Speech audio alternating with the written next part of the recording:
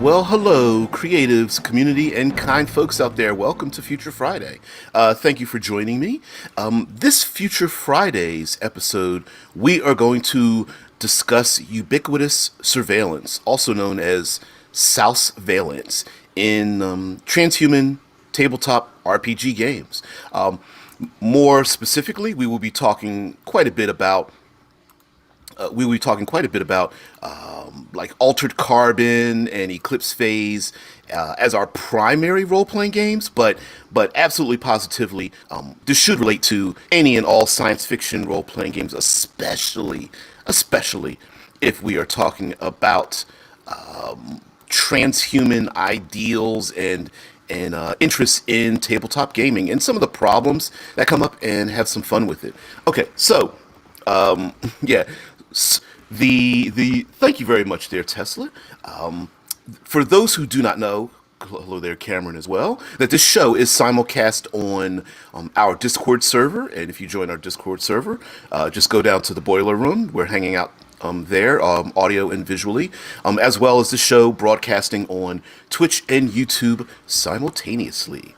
Now, in the Discord, the participants put in, Tesla says surveillance is for watching down or watching from the outside, and surveillance is watching from the inside. Yeah, and surveillance is the answer to the age-old question: who watches the watchers? So, of course, the biggest problem, and very quote problem, in terms of futurism, is the idea that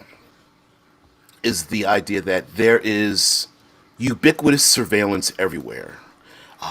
There are very few places you can go in the far future where you are not being surveilled in your actions, your motivations, the places you go, the things you do. Nearly all of your activities are being recorded and analyzed in some way, shape, or form. And yeah, I'm completely butchering the pronunciation of surveillance, which is why I like ubiquitous. Tesla says it's French. Dead Man in the Discord says, as said in Eclipse Phase, the answer is that everyone always. Yep. Now, the idea here is that, of course, we do understand that, for example, every single individual with a cortical stack is a black box of recording all sensory information all the time, as long as their cortical stack is active, period. So first, we're just starting from there. So the minute you are interacting with any other individual for any reason, things are being recorded. And as a matter of fact, you could even make the case that a cortical stack is recording everything even while someone is asleep, unconscious, or what have you, because it is recording all sensory input, no matter what. Probably anything from temperature to vibration to subtle things that are happening to the human body, even when you're not paying attention. And as a matter of fact, your cortical stack, while consciously you may not recognize things around you, you can always rewind back someone's recording of their experiences to discover various individuals and people that they've come across just by their own visual acuity, even if in a modern setting, current setting, they're not paying attention. Okay, so now we've got that, but then nearly everything that you come across has absolutely microscopic sensors in it: buildings, clothing, all kinds of devices and such, automobiles, vehicles, drones. There's even surveillance dust that is used by security services and espionage and voyeurs and children and all those kind of things. So the question is, how do you commit crimes? We're talking about tabletop role-playing games, so the player characters are absolutely positively going to commit a crime, and they're going to want to try to get away with it as much as possible. So I thought we would talk about this through some classic ideals. All right, so for those who are unfamiliar with the classic heist trope, there is something in a classic heist trope where we, those that are members of the heist entourage, will recall a heist and name that heist something.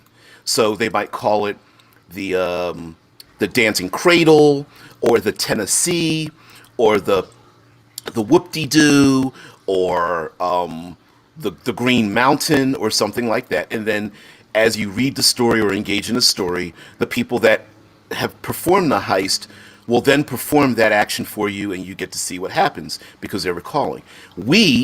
I felt like it would be kind of cool for us to talk about what kind of heists the player characters can get into to get away with their crimes with such overwhelming surveillance, and give them some names. And I'm not going to claim that we're going to be able to get through a lot of them. I've got at least 20, but we'll try to work our way through it, and maybe, just maybe, down in the metadata, I'll add some of them in there. Okay, so Owen says, the job of the Watchers is an unenviable chore I would never want. Because no, I don't want to see my grandma do her duty in the bathroom. Yeah.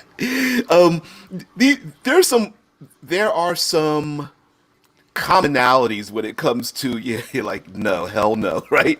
There's some commonalities when it comes to having overwhelming surveillance that I think we can all attest to. One thing is that despite surveillance being everywhere and everything being recorded, that, well, let's just be honest, most people won't care. In yes, today in our social media, people are hyper vigilant about the slightest things that people say, and take those things and fuel their own particular agenda or what have you. You know, taking things out of context or what have. And we're that way today.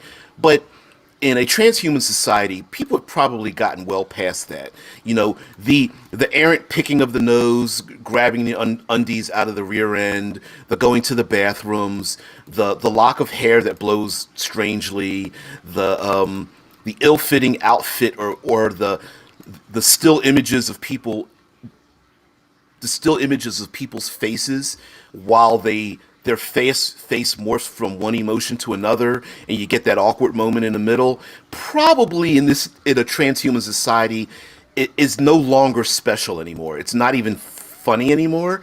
It's everyone does the thing and has to do those awkward, uncomfortable things in public, and people just do it, and everyone else just ignores it and bypasses it. Okay, so there is, yes, you're being surveilled, but no one particularly cares about you and your thing.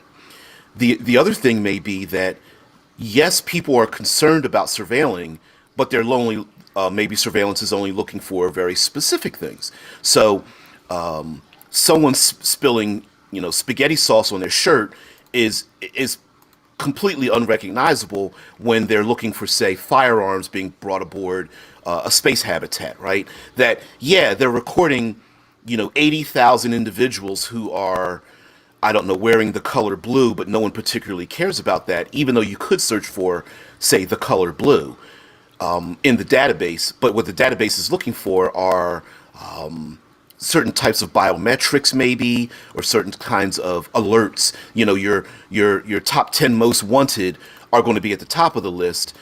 Those who are wearing shoes that are especially well worn without much of a padding on the bottom. Sure, we could detect for those things, and yes, we could analyze for people who have worn slippers in our habitat. But who's going to bother to do such a thing? Oh, but you're so funny. Omen's like, well, here's the thing. Watching grandma might be able to help you prevent untoward accidents that could happen to her in her bathroom. Alternatively, if anything does happen to her, like old folks breaking their necks in the shower, happens all the time, and you're too late, it's your responsibility. It's her blood on your hands. Well, that is another thing about surveillance, and depending on how public the surveillance is, that if you're unaware of the thing happening, and Omen brings up a good point, and Tesla responds to that, but I'll bring this up in a minute. If you are aware of a thing, sometimes there's a social action that, well, if I'm aware of the thing, maybe I should be responsible for the thing that happens. But like Tesla Ranger brings up in the Discord, well, that's what muses are for, right? So if someone has like medical conditions, or they are responsible for being in a certain place at a certain time, or someone just happens to be antisocial and they have a habit of, say, vandalizing things, right? And this person has just an unconscious desire to want to vandalize things. Their own muse could alert surveillance to the actions of that individual programmed. For example, someone's trying to so someone in the future is trying to quit an addictive habit, like the future's version of like smoking, let's say. You could have your own muse be programmed to alert the authorities to prevent selling you those objects themselves. Your own muse. You could even have that conversation with your own muse, and your muse is like, "You listen, You told me to be hyper vigilant. I am."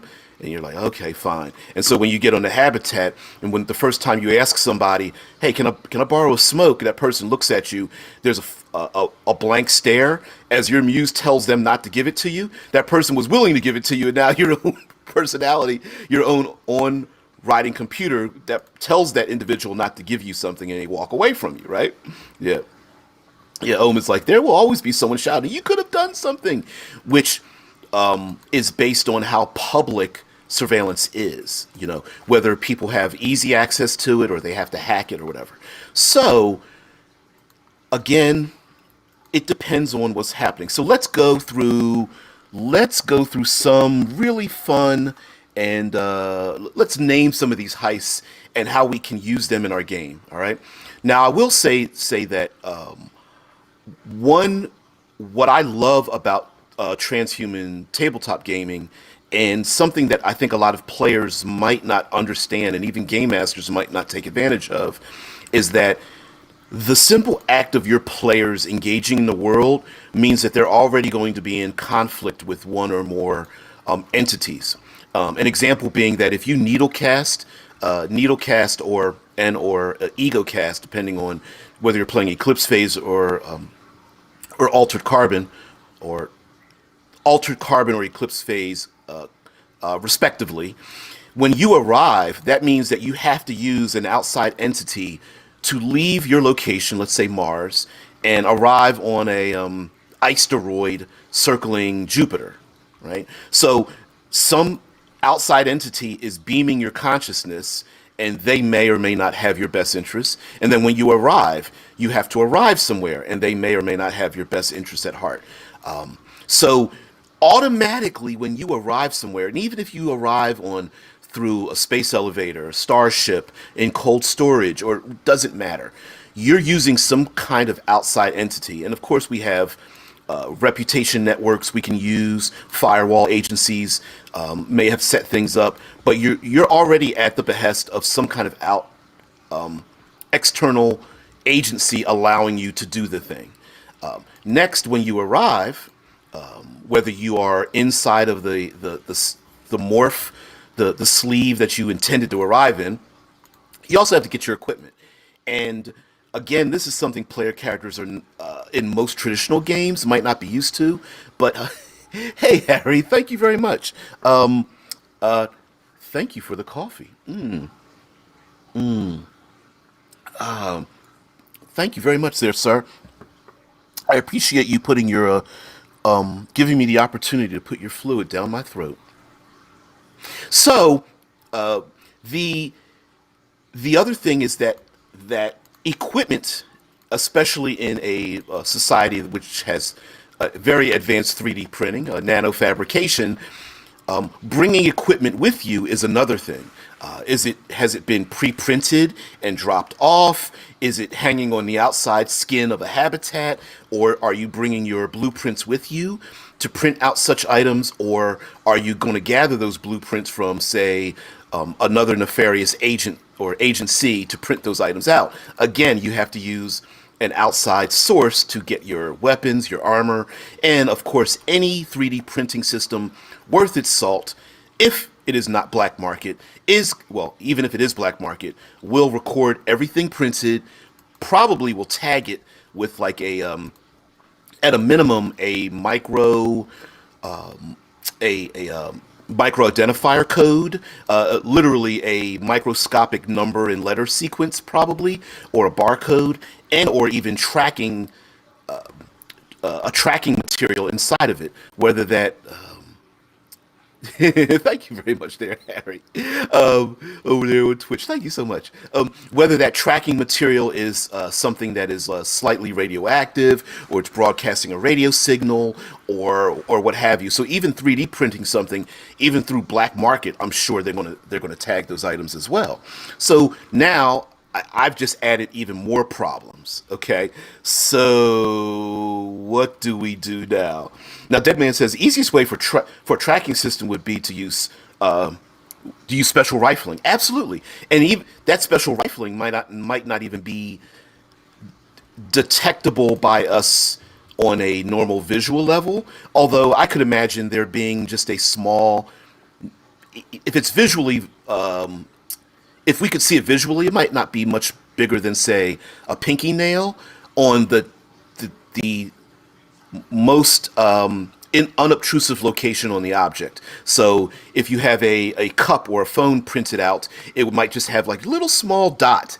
And then if you take that dot and scan it under something, it would let you know who did it. And like you said, Dead Man, rifling is just is the simplest basis form. Like, it's not trackable. It's like a fingerprint. And anyone, whenever you get a blueprint from Joe's Open House Blueprints, they always have that same blueprint. I'm sorry, they always have that same physically rubbable fingerprint on that particular object, right? So now I've just stacked on even more problems, right? Okay, I'm in the correct sleeve. I got to print out my equipment. I'm being recorded everywhere. Hell, why should I bother playing the game or something, right? Well, yep, Harry's like a watermark. Exactly. So my contention is that, yeah, of course you can get away with certain things, okay? Now, yeah, Tesla brings up Judge Dredd. I was thinking about that.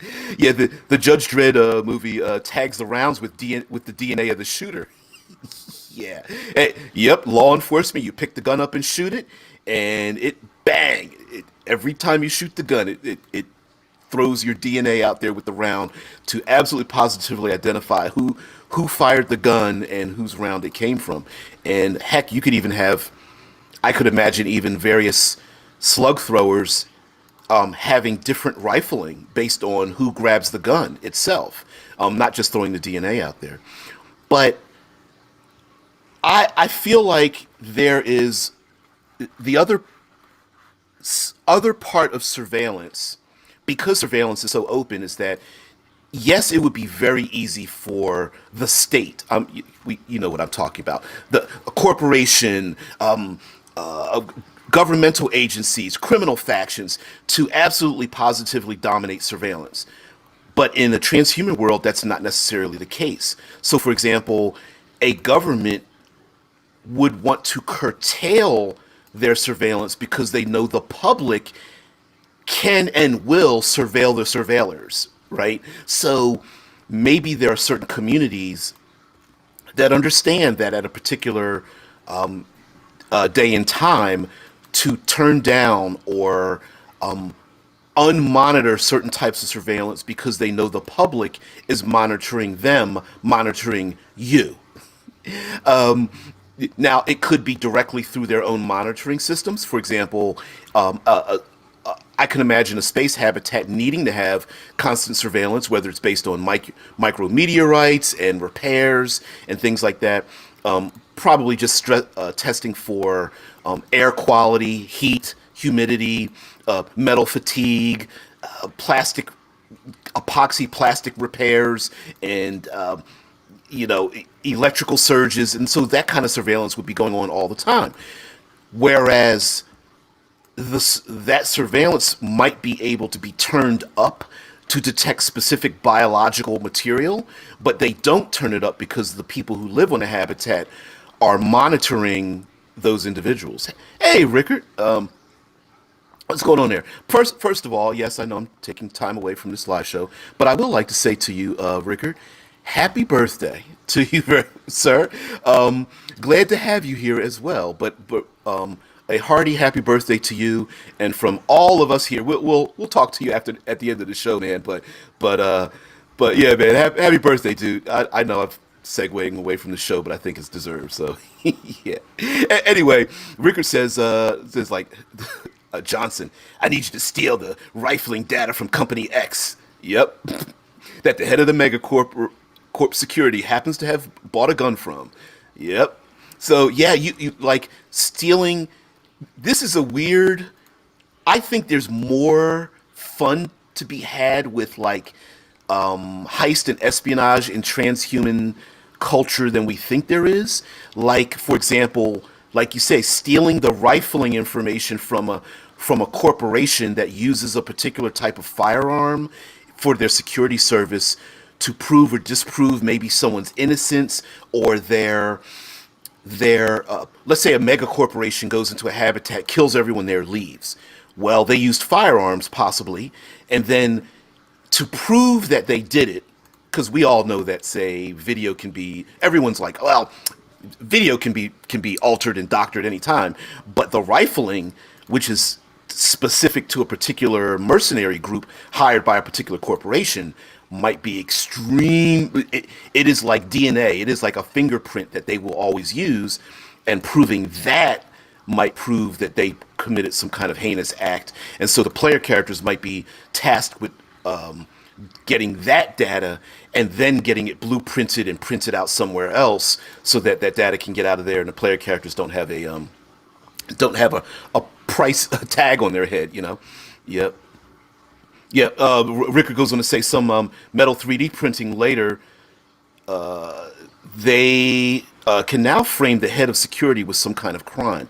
Exactly. Also, player characters might want to print their weapons and items based on someone else's, someone to prove, make it look like some other faction committed the crime. So an example, a very simple example would be player characters arrive. One player character is like, well, I have a choice. I could either be in my combat sleeve with all the high grade items, or I could sleeve into the bodies of people that we're going to blame this criminal activity on.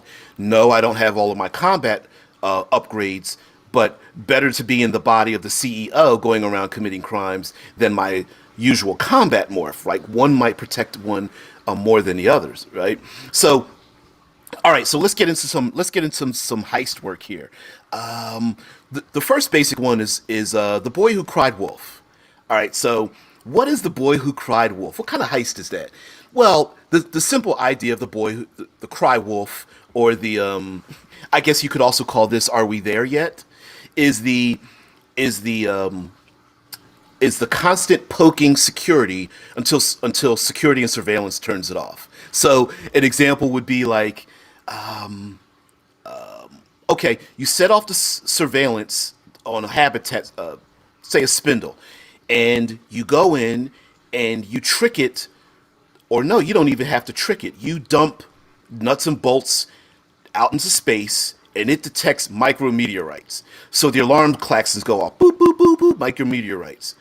Okay, alarm goes off, everyone panics, micrometeorites are, false alarm. Okay, you do it again, you do it again, you do it again until security or surveillance or whatever is like, oh my God, like we need to get some sleep. Somebody please turn off the klaxons. Somebody probably dumped some of their tools outside. Yes, it's dangerous, but it's just bouncing off the skin of the habitat. Turn it off. After third or fourth time, they turn it off. Now you're in your spacesuits. Now you enter in, do a spacewalk. You walk along the skin. Security is off. You enter into the hab, right? So the cry wolf, the fake security, boom. Now they turn it off. Now you do the real thing is a possibility. So I also call it "Are we there yet?" because you could also, much like the annoying individual that calls law enforcement over something silly all the time, or calls like rescue services, or calls the city about an annoying neighbor, and that person that constantly calls so much that context actual law enforcement to the point where law enforcement tunes you out. That's another option as well, where it's not really an emergency, but it's can you help me? Can you help me? Can you help me? Tapping on the shoulder, right? Please, please, can you help me? And the security is just like, get away from me, fine. Or don't just leave, just shut, go away. And then when you're actually doing the thing and the security sees you, they really want to, they honestly don't even want to engage in you anymore. They're like, oh my God, they're going to get me in a conversation. Let me just turn around and leave, because I don't care that they're rolling a gurney covered with a tarp full of things that might look like firearms. I just don't want to talk to them anymore. Oh man. Ricker says the server that always gives a security error but is always a false positive. So when you're about to hit the corporation, you attack that server because they will just think it's just yet another false positive. Absolutely, right? And you could play that with anything. Air quality, some kind of, maybe there's a notorious criminal that does a false positive on a facial recognition, et cetera, right? Yeah, exactly. An airlock that keeps saying it's open but it's really closed and whatnot. Omen says the stormtrooper girl who was manhandled by cops in Canada comes to mind. DBJ. Yep. That was really sad though. The more evil part of me would do something more about those people. Yes, but you're very right. About like someone, you could perform an innocent act, keep doing the innocent act, even though it's annoying, on purpose, and then the security ends up turning a blind eye to the thing. I agree with you. Tesla brings up alarm fatigue. Alarm fatigue or alert fatigue occurs when one is exposed to a large number of frequent alarms and alerts and consequently becomes desensitized to them. Desensitization can lead to longer response times or missing important alarms. Alarm fatigue occurs in many industries. Now, as a matter of fact, there is, yep. Yeah, it's crazy.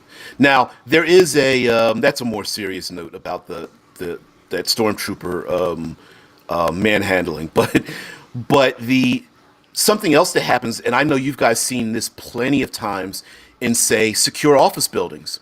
An example would be, now this is another one. I'm going to call this the vampire the vampire invite, or the knock knock. Who is it?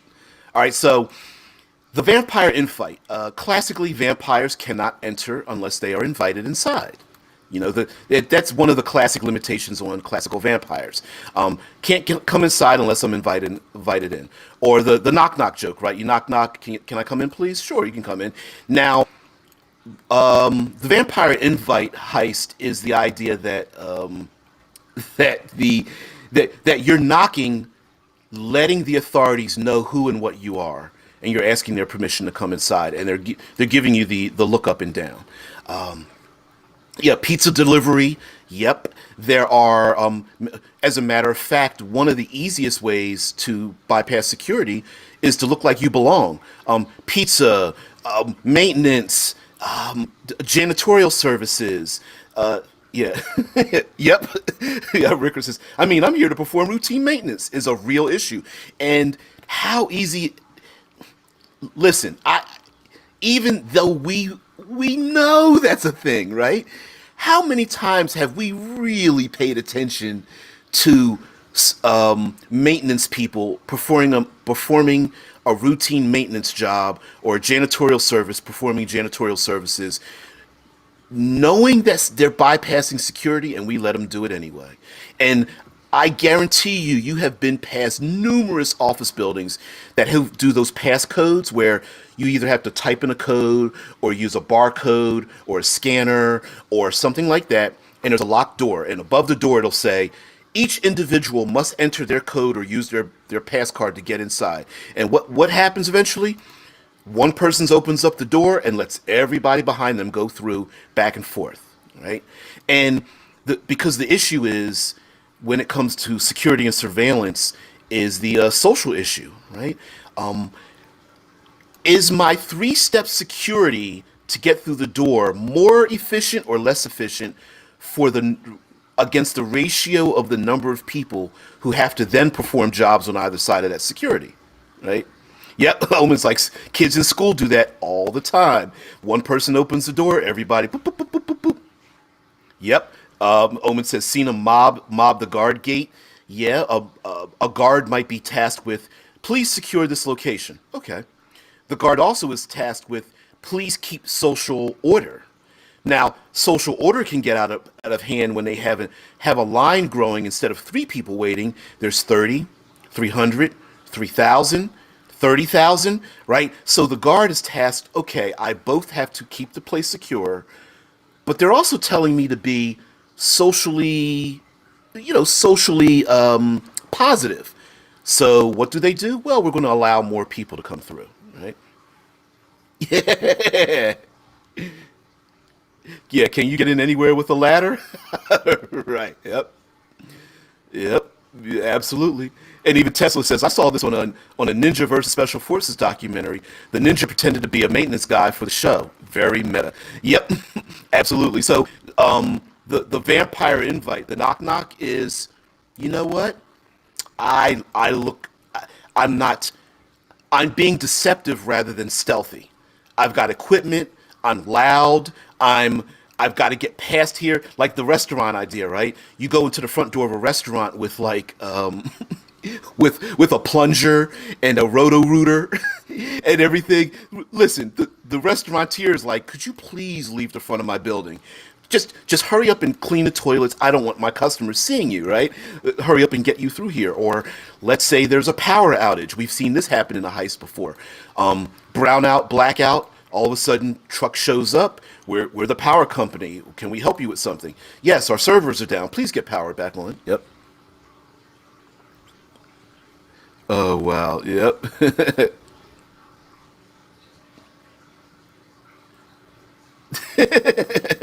Yeah. Yeah. Rikers is more on point with the vampires. Yeah. Hello. Do you have a minute to talk about Dracula? No, wait, Dracula? Yep. Yeah, Mormon vampires. We've got pamphlets. I'd like to talk to you about this. Ugh. Now, so yeah, the knock knock invite might be a particularly good thing. For example, player characters arrive at they ego cast or needle cast in. They get into not their combat morphs, but they get into some rental sleeves or some average sleeves. Maybe they present themselves as travelers or party goers, or they dress as tourists or something. Something loud and obnoxious enough that the public wants to rush you and hurry up and get you inside because you're gumming up the works, right? The idea of those of us going on vacation and standing in places where the locals are looking at you and it's like kind of rolling their eyes like, oh, here come the vacationers again, and they're trying to like they're smiling on the outside, but inside they're like grunting to get you inside to the place, right? Harry says, talks about Stephen Hayes, I believe was his name, from Ohio, and it was police, not special forces. Oh, are you talking about the stormtrooper story? Yeah, here in Ohio, we've got a lot of stuff that happens here in Ohio. We're not as bad as Florida, but there's some there's some pretty dark and depressing things that have happened here in Ohio. But anyway, moving on, there are some other ideas. Like for one is the another idea to use for. Thank you, Rickard. Yeah, we're not as bad as Florida. That doesn't say very much. No, it doesn't. Um, which brings up another thing about surveillance in Florida, which actually is very important in here. Florida politically has always had a strong Freedom of Information Act involved in their political system, which is why you hear of so many things happening in Florida in the first place. And by having so many of those things public, it has become known that Florida is the place for odd things happening. It's not that they don't happen other places.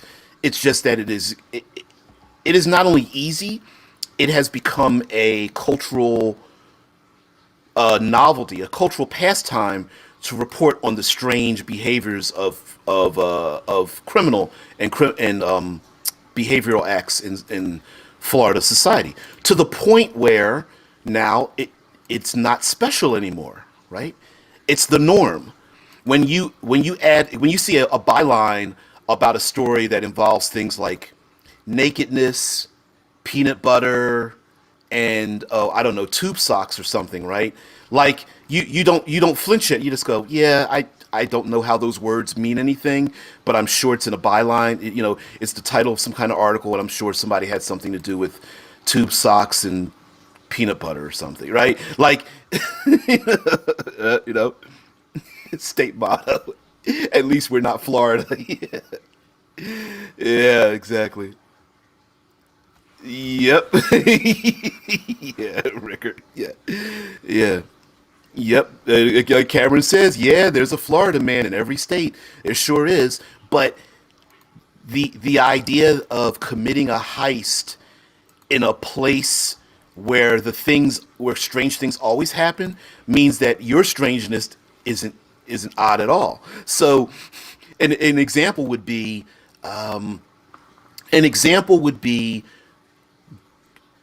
going to an airport dressed as a clown, full makeup, big nose, funny shoes, balloons, honking horn, the whole 9 yards. If you're by yourself, you are going to stick out like a sore thumb. Like security, even if it's humorous, security is going to be like, okay, what's up with this, right? Like really, like you're going to try to get on the airplane dressed from head to toe with the makeup and all the as a clown singularly, and they're like, okay, what's going on here, right? Are we pranking? Is this a practical joke or whatever? Change that and put yourself in a different situation. A child's birthday party, a kind of celebration in the streets where there are dozens, hundreds, thousands of people dressed similarly. You are part of a clown convention at a hotel, right? Yeah, you're sticking out like a sore thumb, just like everyone else. So drawing attention to yourself isn't necessarily the problem. It's the drawing attention to yourself in a group of other people who are like minded, so that even people who notice you, they're just bemused. They're like, oh, that's funny, and then they move on. Yeah. Tesla brings up inattentional blindness. Inattentional blindness or perceptual blindness, rarely called inattentive blindness, occurs when an individual fails to perceive an unexpected stimulus in plain sight, purely as a result of a lack of attention rather than any visual defects, defects or defects. When it becomes impossible, I'd have to click the whole thing. And then The Invisible Gorilla brings up the other one. The Invisible Gorilla is a book published in 2010. The title of the book refers to an earlier research project revealing that people who are focused on one thing can easily overlook something else. And exactly. So again, security. This is another. I guess you could call this the stage magician heist. The stage magician heist is, I'm letting you know that I'm trying to fool you, that I'm drawing your attention to my hands. I'm on the stage, and look at me. I'm going to perform a trick. I want you to look at my trick. I want you to study my trick. See my trick? Look at my hands. See my hands. But what you're really doing is you're rob.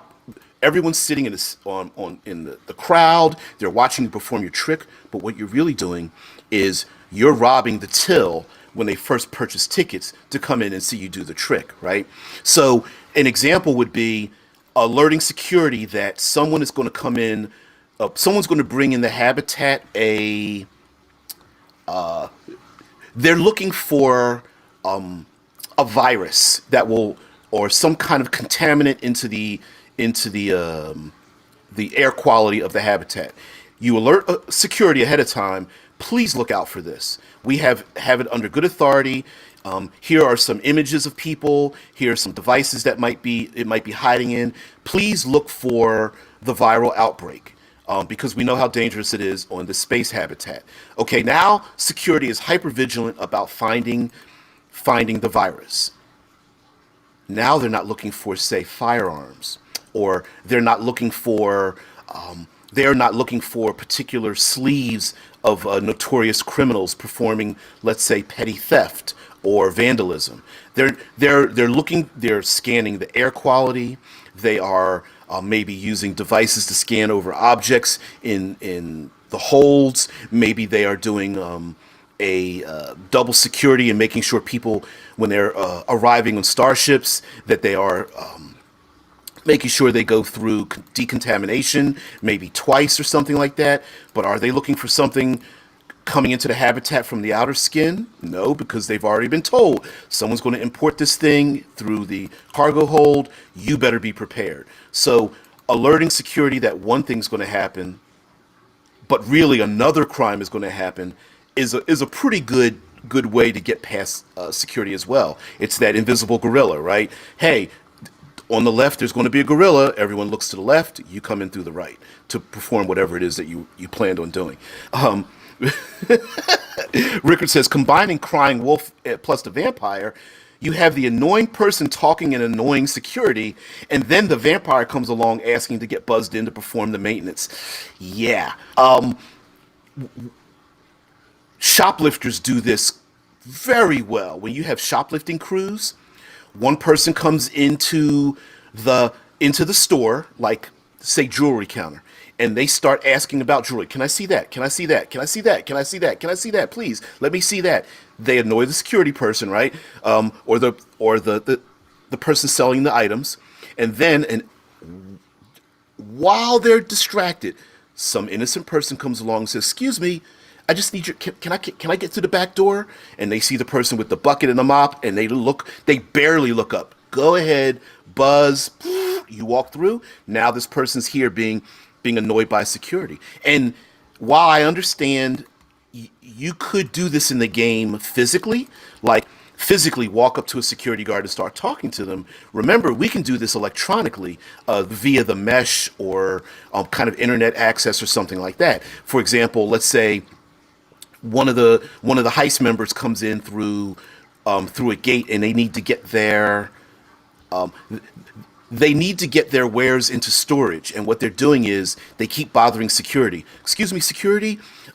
I want my stuff in storage. Could I have it please double checked? Can I check your security protocols to make sure my stuff is secure?" And you keep asking the question, "Please, security, could you help me? Security, could you overlook the docking procedures again? Security, I don't think you analyzed all of my data. I don't think you're doing your job. You should have looked further into my credentials. I could be a criminal," right? You annoy security, annoy security, annoy security, and then what happens? Another player character comes behind and goes, "Listen, guys, I know you guys are talking on the mesh here, but I just need to get in. I've got a small package. Listen, the kilograms equal what I put on a manifest. You already know me. I just need to get in here." And then, of course, main security, who's getting harassed, sees the innocent person, buzzes them through, goes back into the mesh. PC is still dealing with them. So there is that, like, distraction, like big 90% distraction, 10% distraction, boom, person goes through, they go back to that 90% distraction. Another one is called, which I'm just going to call the monkey wrench, the chaos, the discord. An example would be, in our modern day, a car accident in an intersection, the collapse of a heavy item being lifted by a cable, and it slams down on the ground. The backup of traffic when a tractor trailer turns over. A small house fire. This is basically chaos. It is creating discord. It is the monkey wrench in the system. It is the breaking down a derailed train, a brownout, an airport where all of a sudden all of the on time flags start turning to delays or cancellations. It is the public. It is a domestic dispute in a public location. Same airport, couple, family starts arguing very loudly. It's not just a distraction, but it is It is throwing chaos into order, and that make it might not cause security to run over there, but it's enough of a distraction that everyone gets it. It's a break from the norm, and everyone starts looking at the break from the norm, ignoring you. An example in a let's say there is a public domestic dispute. Husband, wife arguing, kids crying, grandmother pissed off. Younger brother tries to throw a punch at older brother-in-law. Maybe popcorn or a drink goes flying some kind of way. Someone's trying to reach for baby items into a bag and it turns over and spills on the ground. It starts getting very chaotic. Security is like rolling their eyes, like, oh shit, another domestic dispute. And then what happens? Maybe somebody starts pickpocketing. Maybe someone else slips something into someone's drink.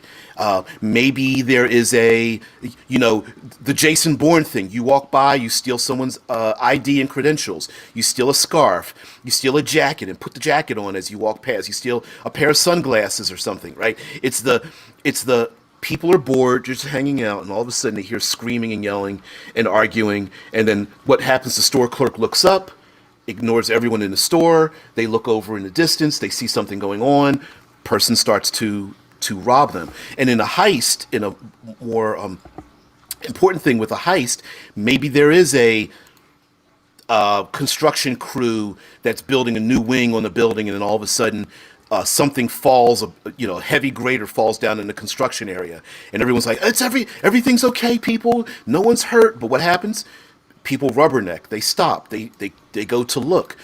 Sometimes that chaos can impede people's movement, which creates another level of chaos or monkey wrenching.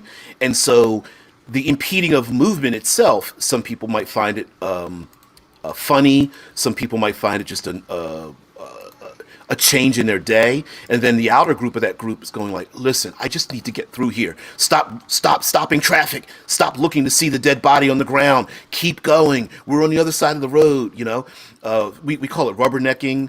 Also, it's called a gaper delay in traffic. And that traffic could happen due to, say, digital traffic. For example, we've all seen this happen in our media feeds on our social media, right? All of a sudden, something will pop up in our social media feed that we didn't particularly have any interest in, but all of a sudden our social media feed gets pinged by it again and again and again, and then a bigger story and again, and then another bigger story, boom, and again. And then you go, all right, now it's drawn my attention. I didn't want to pay attention to it. I don't, you've got the phone up. You're like, I don't want to look. I don't want to look. I don't want to look. Oh, my eyes are going to it. Ah, it got me. Okay, what does it say, right? And so the monkey wrench isn't something specific. It's more like sometimes it's just a spur of the moment thing. Knocking over a big barrel of chemicals, or very quickly hacking a robot to do something random, or I've got a broken blueprint that's just going to print out random widgets from the 3D machine, and I'm going to throw the blueprint in, hit 1 million copies and just hit the blueprint machine, and it starts spitting out random shaped widgets out on the floor or something like that, right? It's the taking packs of toilet paper, plugging the toilet and flushing it over and over again until it starts to spill out. It's the randomization of a thing. Now there's also the fly on the wall. Now yep. Going back to what Rickard had mentioned before, talking about getting combining the crying wolf and the vampire, says like, works even better if the vampire looks sympathetic with security, like, oh, I feel you, man. I hate those annoying people. Yeah. Having social sympathy works really well by bypassing security. Someone is very obnoxious to the left of you, and then you see security rolling their eyes, and you do the same thing. You're like, oh my God, really? And security looks at you like, yeah, here we go again. It's the sympathetic security. Now, the fly on the wall heist is the idea that you want to commit a crime, but what you do is you parallel your crime with somebody else's crime. So it's more like you you arrange to have your crime committed because you know you've studied the location and you know there's a place where other crimes are committed. Here's an example. While not as prevalent today as it used to be, there used to be in every office building, there was a door that was wedged open because everyone went outside to smoke. And so the crime is people sneaking outside to catch a cigarette and smoke.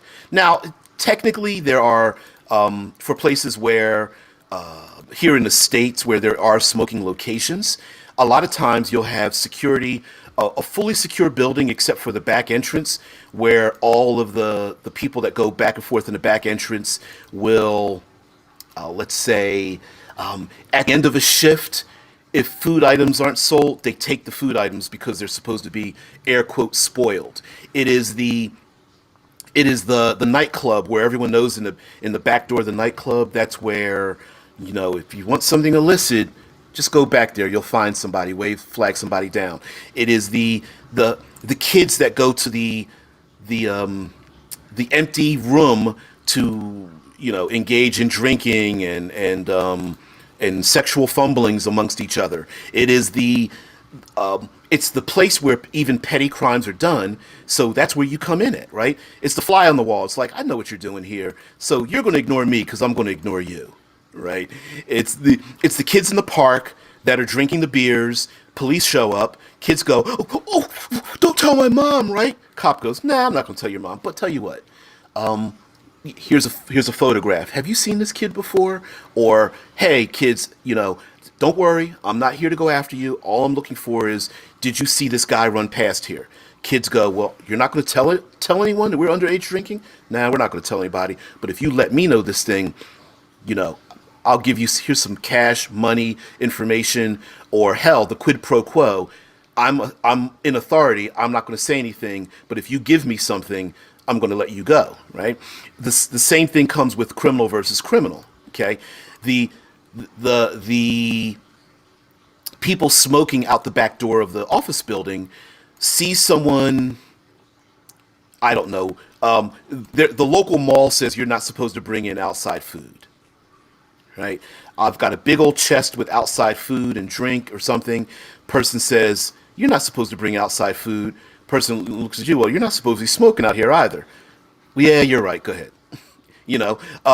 It's the I'm rolling in cases of alcohol. I'm going to pull one of the alcohols and give it to the person at security and keep rolling my way in, right? It's the I see you, you see me. I know I'm doing something wrong, but I see you doing something wrong as well. I'm just going to slip on in and get the thing done. Going more maybe into, let's say, corporate espionage, it could be the prototypical corporate guys go away on a retreat and just so happen to have leggy, scantily clad women show up at the same retreat for some reason, right? I'm not going to say anything about what you're doing. You're not going to say anything about what I'm doing. Ricker says you run into the other crew that's running a data heist from the labs whereas your crew is going into the HR data. Yep. Counter heisting. You do the counter heist like both groups sneaking past each other. Do do do do do do do do do, and they're like, I see you, you see me. All right, bypass each other. What is it? For some reason, Shaun of the Dead comes to mind, where the two groups are sneaking, trying to sneak past each other, and they see their own counterparts going the opposite direction. Yep, quick nods as you pass by them in the elevator, right? Yeah, so I guess it could have another name. I'm just calling it the fly on the wall. Like, you know what, I'm taking a look and seeing what's going on, and then you're seeing me. Now, I suppose that's probably the wrong description, because another way to get past a heist is to, well, essentially hack the security systems. Now, I get hacking security systems. We have the classic espionage trope of looping the video, so the same loop happens over and over again. But from the beginning, you might want to just hack the security systems for no other reason than to know what everyone else is looking at. What are they listening to? What are they sensing? What are the security protocols in the first place? Are they looking for firearms? Are they looking for chemicals? Are they looking for biometrics? Are they using facial recognition? If they're using facial recognition, maybe the only thing you need to do is hide your face. But that big backpack full of firearms, maybe they're not looking for that, right? So if you can spoof a security system by just having them focus on, say, one specific aspect. So, for example, you gather 10 specific faces of innocent people. You go into the system and go tag them as notorious criminals. So now the system goes, you know what? We're not looking for air quality. We're going to specify facial recognition, and then you just walk right on in because they're not looking for your face. They're looking for 10 other people's faces. Now, it's also possible you can do the false positive by going back to what we talked about, where you keep setting off security by your facial recognition, and they keep stopping you, and you're like, guys, you keep stopping me. I'm not doing anything wrong. And security's like, yeah, you aren't doing anything wrong. Why do you keep coming up on facial recognition? You're like, I don't know. Someone tagged me. I bet some kids have swatted me and threw me into your facial recognition system because look, I'm not doing anything. Literally, and you literally contact security like, I keep coming up in your facial recognition. Could you please follow me? And eventually security gets tired of it and they're like, all right, fine. Delete right out of the system, false positive, boom. Now you commit your crime. Yeah, Rickard's like, heist by proxy. Hi, I'm calling from the board assessors. We need the data about Project X for the board meeting in an hour. Where is it? What? You haven't seen it yet? Who's your boss? What's your corporate ID? Now, I'll call that I guess you could call that like, okay, you call that, I'll tell mom. I'm gonna tell mom. It's the hey, I need this secure information for Project X right now. And you stomp in, where is it? And everyone's looking around like, it's secure. What do you mean, where is it? And of course you're flustered. You've got all the people, the entourage around you. Well, why don't you have the important papers? Where is the important stuff? Click, click, click, click, click. Why aren't you getting me the important stuff? And then what happens? Security will then, at the minimum, maybe go unlock where the secure stuff is because everyone's asking about it to ensure that the secure stuff is where it's supposed to be, right? So you translate into, say, you cast into Mars and you're in the habitat and then you look around and you're like, wow, this habitat is like 50 square kilometers. There's no way we're going to find important Project X here. And then someone goes, I know what we can do. Why don't we go to security and ask them where it's at? And so you demand it. Where's secure Project X? And of course they look you in the eye and they go, we have no idea what you're talking about. Project X is secure, even if it does exist. And by the way, we're not going to give it to you. And then what happens? Security will go find wherever it is. You track security. They go to the proverbial safe wherever it is, open it up and look to see, ooh, there's the black box. There's Project X. Whoo, everyone's been asking about it. At least we have it in our hand, right? You could take that even further and say, hey, security, someone's going to try to steal Project X. You need to move it, right? Because Project X is behind 12 layers of security. You can't. You're thinking there's no way we're going to get to the secure server, but we can also tell them that it will be hacked and someone will be trying to steal it, and you better move it. And what happens? Security runs over. Boop, boop, boop, boop, boop, boop. Okay, we've got the black box. We took it out of the 12-layer security. We're going to take it off out of the. We're going to take it off of Mars. We're going to go up the space elevator, and we're not even going to beam the information. I'm going to have it right here in my jacket, in my back pocket. See me putting it in my back pocket where I'm keeping it secure, right?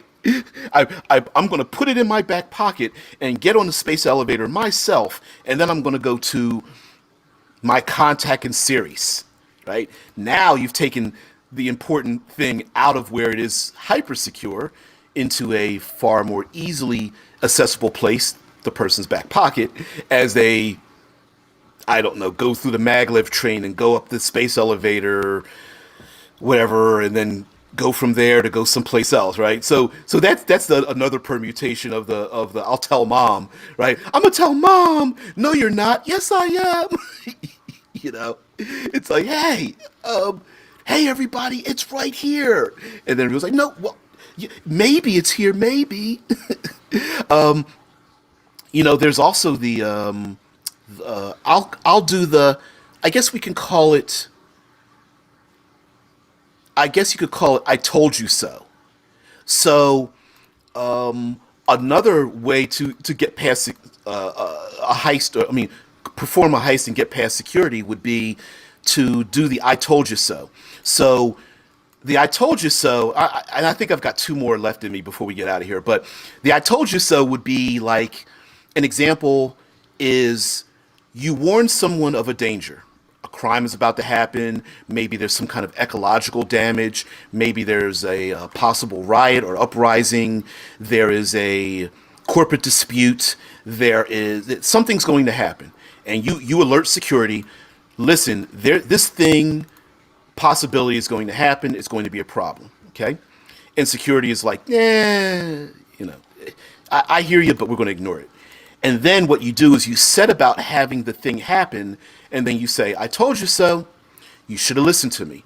Now you become the professional, right? So, like you said about heist by proxy, you hire proxies to, say, batter a system through anarchist hackers, right? You come in, you say, listen, guys, I'm a professional. I'm a security rep. I'm letting you know that your habitat is going to be hacked because of a particular political affiliation, because you're holding hostages, because you have some kind of data, because they believe you've done something. It doesn't matter what the reason is.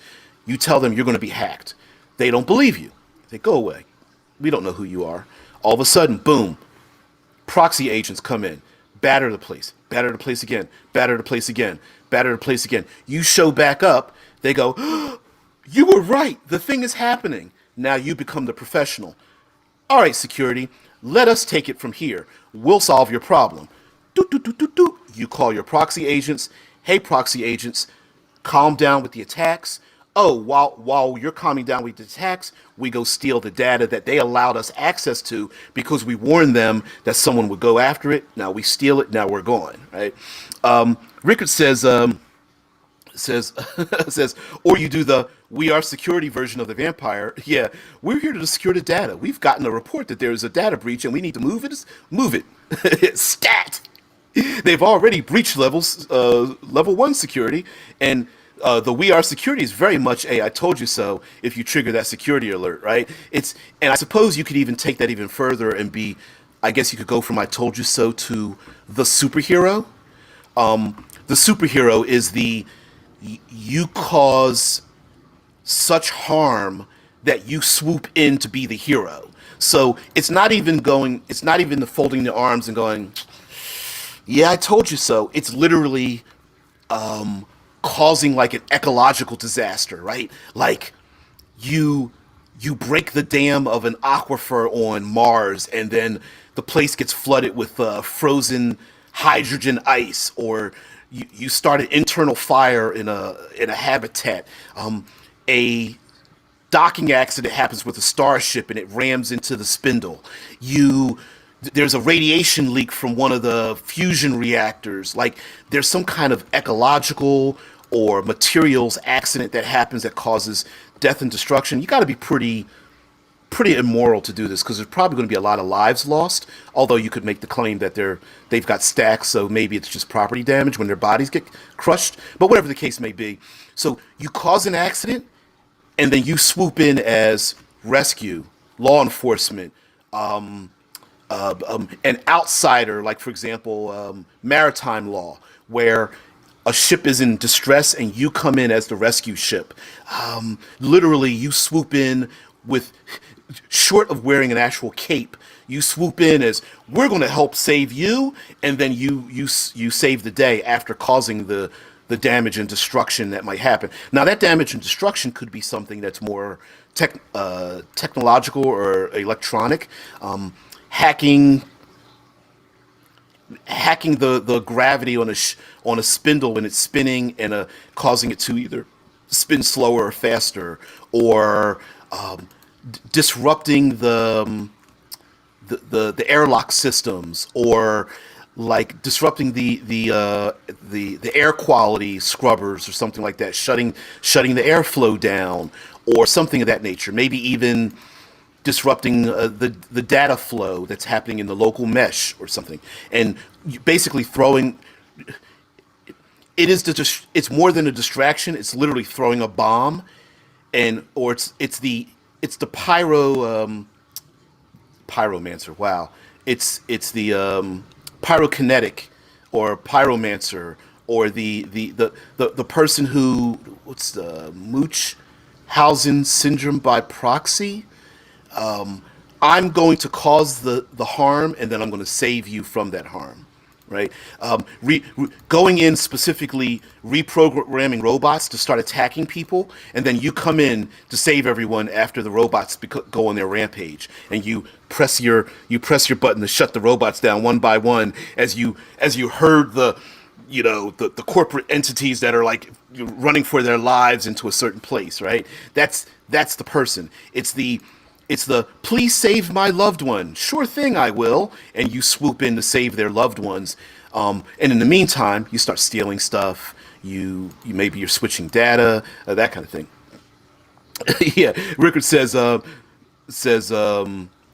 let's not kid ourselves. All this talk of heist, and we all know that the players will still just go through the front door, guns blazing. Yeah. You're so right. Now, I guess lastly, just to end this off, again, your players probably will probably want to go in guns blazing, and that's not really a bad thing. For one, let's be honest, it's kind of cool to go in guns blazing. So, despite the fact that security and surveillance is everywhere, maybe that doesn't matter, because remember, in this society, your presence in the social media forums is important. Maybe it's very important for your reputation to increase with other criminal organizations. Like, yeah, it was us going in guns blazing. It was a suicide mission. Yes, we did beam out our consciousness through our cortical stacks and whatnot, but that was us. Remember the heist on Series 3 in, Sub-Basement 87, the one that everyone's been trying to hide but came out? Yeah, that was us. So that could work in your favor. As a matter of fact, you might even have groupies spread that viral information around. So, but anyway, guys, thank you so much. I do have to get out of here. So I just want to let you guys know that thank you very much for popping on in, having a good time with me. And enjoy this Future Friday. Next week, we will be talking about calderas, lakes on top of volcanoes. That was brought to us by longtime moderator, Deadman. And so I think we can pull off of that. So guys, everybody have a great one. I will see you bright and early Monday morning. Thank you very much. Have a great day. All right. We're going to get out of here. Thank you very much for watching.